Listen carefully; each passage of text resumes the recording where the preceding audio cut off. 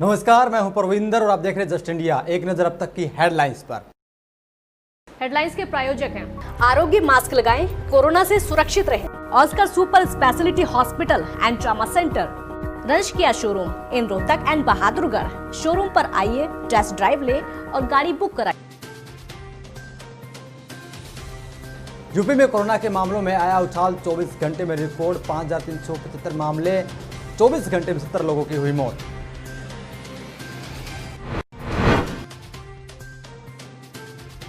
बसपा विधायक रामवीर उपाध्याय ने सीएम योगी से की मुलाकात। बीजेपी में जाने की संभावना, ब्राह्मणों को साधने में जुटी हुई है बीजेपी।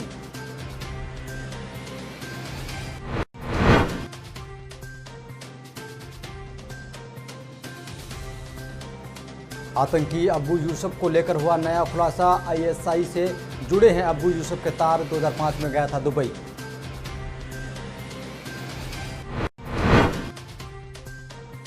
जालौन का अनोखा गांव, जहां हर रोज फहराया जाता है तिरंगा, हर रोज गाया जाता है राष्ट्रीय गान।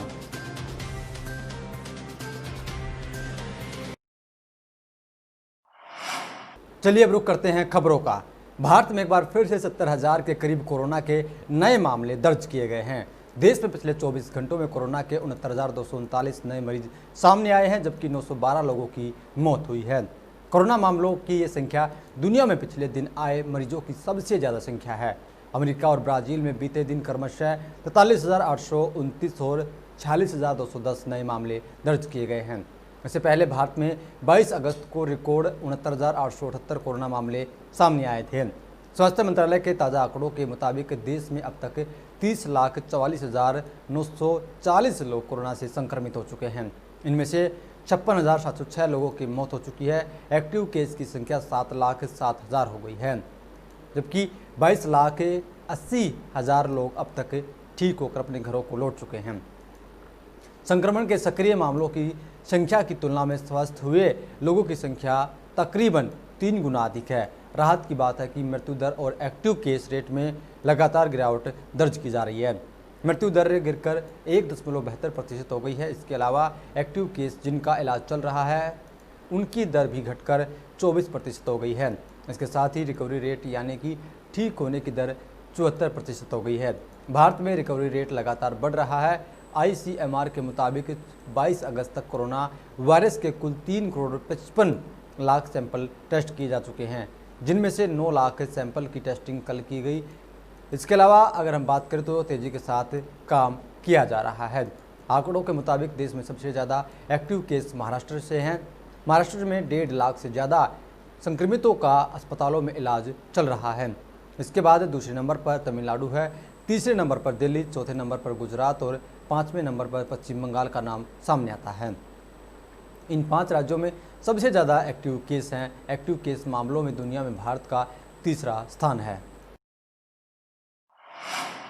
उत्तर प्रदेश में कोरोना वायरस संक्रमण के नए मामलों में तेजी अभी भी लगातार बरकरार है। प्रदेश में शनिवार को रिकॉर्ड 5,000 से अधिक मामले दर्ज किए गए हैं। वहीं बीते 24 घंटों में मौत के आंकड़ों में भी उछाल देखने को मिला है। इस अवधि में उत्तर प्रदेश में 70 लोगों की कोरोना की वजह से जान गई है। उत्तर प्रदेश स्वास्थ्य विभाग के मुताबिक शनिवार को राज्य में कोरोना वायरस के 5,375 मामले दर्ज किए गए हैं। 24 घंटों में 4,638 लोग इलाज के बाद पूरी तरह ठीक हो चुके हैं। राज्य में कोरोना के सक्रिय मामलों की संख्या अब 48,294 हो गई है। वहीं 70 मौतों के साथ उत्तर प्रदेश में अब तक कुल 2,867 लोगों की जान जा चुकी है। स्वास्थ्य विभाग के मुताबिक देश के सभी राज्यों में से उत्तर प्रदेश में कोविड की सर्वाधिक टेस्टिंग की गई है। प्रदेश में अब तक 41,84,690 कोविड टेस्ट किए गए हैं, जिनमें से 1,72,334 लोग पॉजिटिव पाए गए हैं। पॉजिटिव पाए गए लोगों में से 1,21,090 लोग उपचारित होकर घर जा चुके हैं। स्वास्थ्य विभाग ने बताया कि प्रदेश में कोविड संक्रमित मरीजों के मध्य मृत्यु दर 1.6% है, जो देश के औसतन 1.9% एवं अन्य बड़े राज्यों से काफ़ी कम है। प्रति 10 लाख जनसंख्या पर संक्रमण में प्रति 10 लाख जनसंख्या पर मृत्यु के मामलों में भी प्रदेश देश के अन्य राज्यों की तुलना में बेहतर हालातों में है।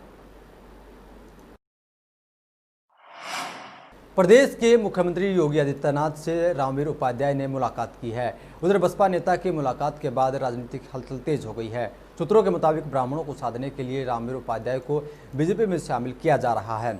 वहीं सूत्र बताते हैं कि रामवीर उपाध्याय के साथ उनके पुत्र चिराग उपाध्याय भी बीजेपी का दामन थाम सकते हैं। हाथरस से सादाबाद से बसपा के विधायक रामवीर उपाध्याय को सतीश चंद्र मिश्रा के बाद पार्टी का प्रमुख ब्राह्मण चेहरा माना जाता है। इस बार के विधानसभा चुनाव में भाजपा के प्रचंड बहुमत से जीतने के बाद से ही माना जा रहा था कि रामवीर उपाध्याय भाजपा में शामिल हो सकते हैं। आपको बता दें कि लोकसभा चुनाव के दौरान भाजपा प्रत्याशी को गले लगाना पूर्व मंत्री एवं विधायक रामवीर उपाध्याय को महंगा पड़ गया था। लोकसभा चुनाव के नतीजों से पहले बहुजन समाज पार्टी की राष्ट्रीय अध्यक्ष मायावती ने विधायक रामवीर उपाध्याय को बसपा से निलंबित कर दिया था। रामवीर उपाध्याय बसपा सुप्रीमो मायावती के करीबी माने जाते थे। लोकसभा चुनाव में वो खूब चर्चाओं में रहे। कभी उन्होंने भाजपा प्रत्याशी के समर्थन में अपील की तो कभी भाजपा प्रत्याशी एसपी सिंह को गले लगाकर उन्हें जीत का शुभकामनाएं दी। 9वीं कक्षा तक पढ़े अब्बू यूसुफ ने टेलीग्राम ग्रुप के माध्यम से वो आईएसआई के साथ जुड़ा हुआ था, जिसने बम बनाकर देश में दहशत फैलाने की कोशिश की थी और अब उसकी वो कोशिश नाकाम हो चुकी है। बताया जा रहा है कि 2005 में वो 6 महीने टूरिस्ट वीज़ा पर दुबई गया था। वहीं दुबई से लौटकर कुछ समय हैदराबाद में था। 2006 से 2011 के बीच वो सऊदी अरब में रहा है। इस बीच 2011 में आयशा से उसने निकाह कर लिया। पुलिस सूत्रों से मिली जानकारी के मुताबिक पीओपी का काम करने वाला अब्बू यूसुफ ने सुसाइड बम बनाने की पूरी तैयारी कर ली थी।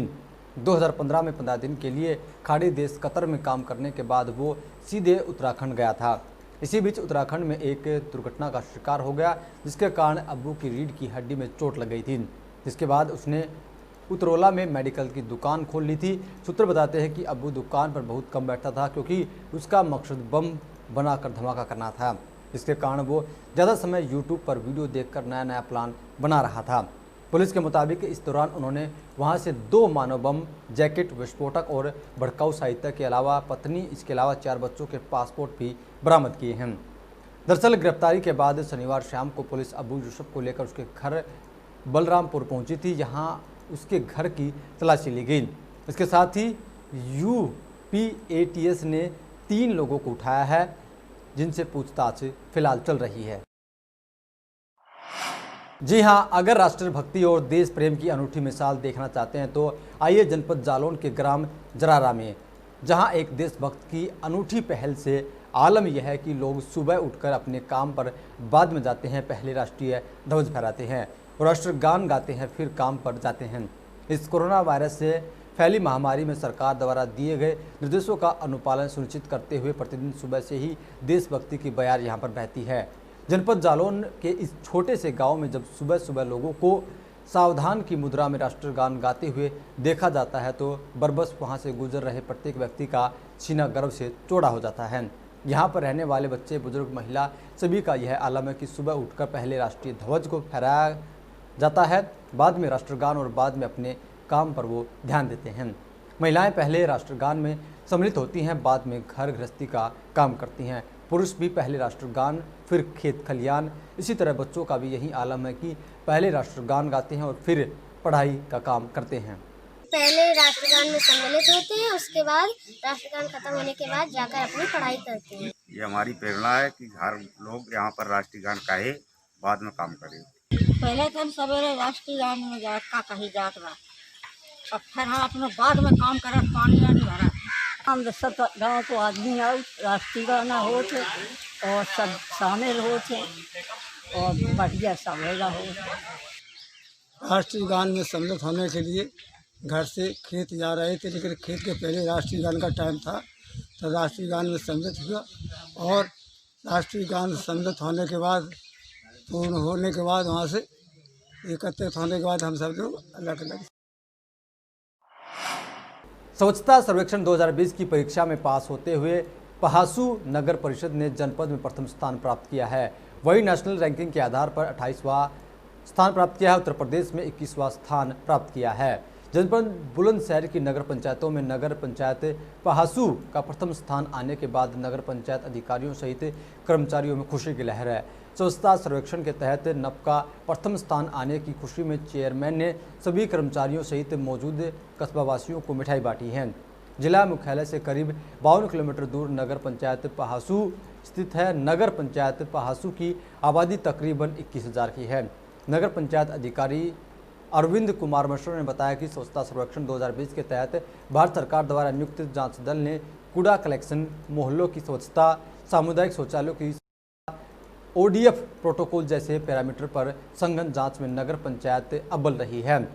नगर पंचायत की स्वच्छता की स्थिति के बारे में कस्बा निवासियों से सिटीजन फीडबैक भी लिया गया था, जो संतोषजनक रहा। आगरा में 13 अगस्त को थाना इत्मादोला टेडी बगिया में प्रोफेसर R.K. भारती के भाई हरिशंकर भारती को गोली मारी गई थी। हरिशंकर भारती के पैर में गोलियां लगी थी। थाना इत्मादोला पुलिस के क्षेत्र के मुंडी जहांगीरपुरी में रहने वाले थाना इत्मादोला श्याम बिहारी कॉलोनी के रहने वाले रवि और बाबी, साथ में थाना शाहगंज नरीपुरा का रहने वाला दीपक गोला को गिरफ्तार किया है। वारदात में इस्तेमाल की गई 2 बाइक भी बरामद कर ली गई हैं। बताया जा रहा है कि संपत्ति मामले को लेकर गोली मारी गई थी। 28 जून को प्रोफेसर R.K. भारती को गोली मारी गई थी। कई लोगों को जेल भेजा गया था। बताया जा रहा है कि अभी 3 आरोपी फरार चल रहे हैं, जिनको पकड़ने की कोशिश लगातार की जा रही है। SSP का कहना है कि गैंगस्टर के तहत कार्रवाई की जाएगी। 28 जून को प्रोफेसर R.K. भारती को गोली मारी गई थी। 13 अगस्त को हरिशंकर भारती को गोली मारी गई थी।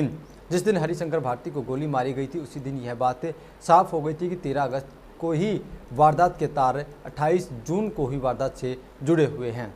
Professor R.K. भारती के भाई हरिशंकर भारती को कुछ अज्ञात व्यक्तियों के द्वारा गोली मार दी गई थी, जिसके संबंध में थाना स्थानीय पर मुकदमा दर्ज था। आज उस घटना का सफलतापूर्वक अनावरण करने में सफलता हाथ लगी है। इस घटना को कारित करने वाले 4 अभियुक्तों को गिरफ्तार कर लिया गया है। उनके पास से घटना में प्रयुक्त मोटरसाइकिल, अवैध असलहे आदि बरामद कर लिए गए हैं। पूछताछ में गिरफ्तार अभियुक्त शिवम ने बताया कि उसकी मकान, जो करीब 80 से 90 लाख रुपए की कीमत की होगी, प्रोफेसर R.K. भारती के घर के बगल में है, जिसको उनके द्वारा और उनके भाई के द्वारा काफ़ी कम दामों में लिखवा लिया गया है। और इसी बात की रंजिश लेकर उन लोगों के द्वारा ये घटना कारित कराई गई है। कोरोना महामारी से लड़ने के लिए आरोग्य मास्क लाया है आपके लिए सबसे आधुनिक मास्क। इसके साथ ही आपको मिलेगी आधुनिक PPE किट, वो भी बहुत ही सस्ते रेट पर। contact@arogyamask.com पर जाएं और हमसे संपर्क करें, या फिर www.arogyamask.com से जुड़ें। इसके साथ ही आप हमें कॉल कर सकते हैं। हमारा पता है Anand international, plot number 181, sector 25, Panipat, Haryana.